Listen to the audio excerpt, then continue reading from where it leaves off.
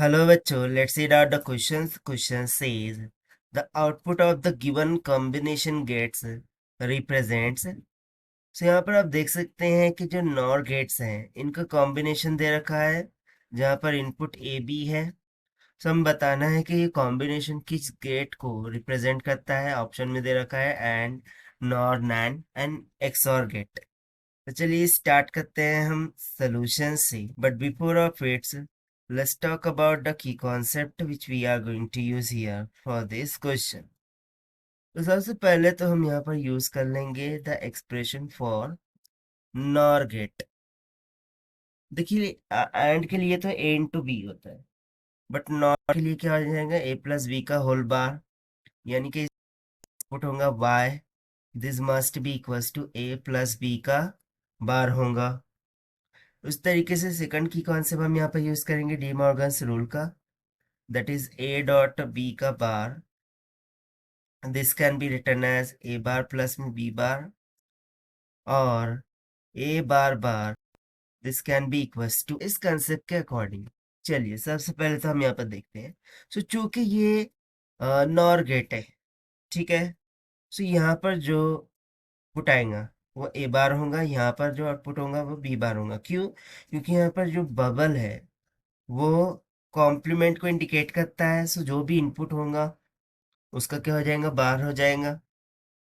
अभी ए बार और B bar finally ये थर्ड वाले से जुड़े हुए, सो हम मान लेते हैं कि 1 2 3 एंड 4 है।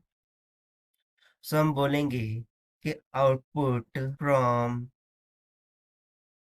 थर्ड नॉर गेट, सो वो आउटपुट क्या हो जाएगा। देखिए एक्सप्रेशन देखिए, नॉर गेट के लिए y is equal to A plus B होता है। सो यहाँ पर भी सेम थिंग होगा, y is equal to A plus में बी का बार, बट चूंकि ऑलरेडी ये ए बार है और बी बार है, सो इसमें क्या हो जाएगा, ये बार और ये बार। न by using the D Morgan's theorem, इसको हम क्या लिख सकते हैं, ए बार का बार डॉट बी बार का बार। न again by using the D Morgan's theorem, ये हो जाएगा ए डॉट बी के इक्वल। न फाइनली ये जो ए डॉट बी है ये फोर्थ नॉर गेट को दिया जा रहा है।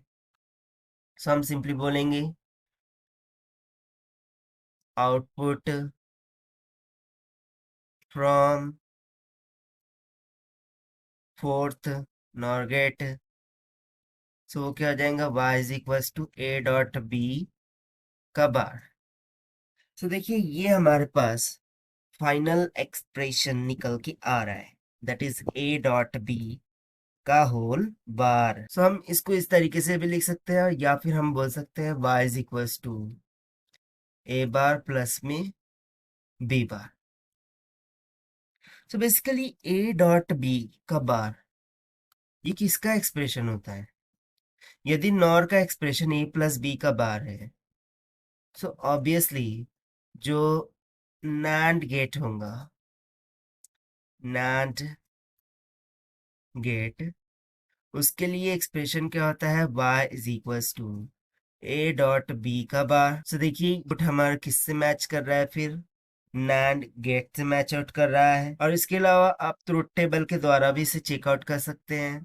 सो देखिए हम मान लेंगे A B Y 0 0 1 1 0 1 0 1। So output हमारा क्या आया है, ए डॉट बी का बार। सो ए डॉट बी 0 0 क्या हो जाएगा, 0, लेकिन उसका बार 1 हो जाएगा। 0 1 1 का बार, सॉरी 0 1 0 उसका बार 1, 1 0 0 का बार 1, 1 1 1 का बार क्या हो जाएगा, 0, बिकॉज वी रिमेंबर 0 1 0 होता है, 1 1 होता है अकॉर्डिंग टू बाइनरी मल्टीप्लीकेशन। सो देखिए इस ट्रुथ टेबल के भी अकॉर्डिंग हमें यहाँ पर ये पता चलता है कि ये जो कॉम्बिनेशन है, this is nothing but representing the NAND gate.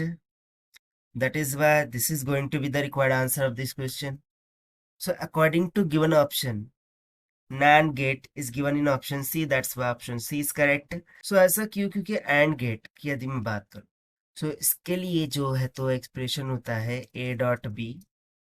Nor gate के लिए तो हमने यहाँ पर देखा ही है, ए प्लस बी का होल बार होता है। नैंड गेट के लिए हो जाता है ए डॉट बी का बार, और एक्सॉर गेट के लिए हो जाता है ए प्लस में बी, और वो भी राउंड डेटा।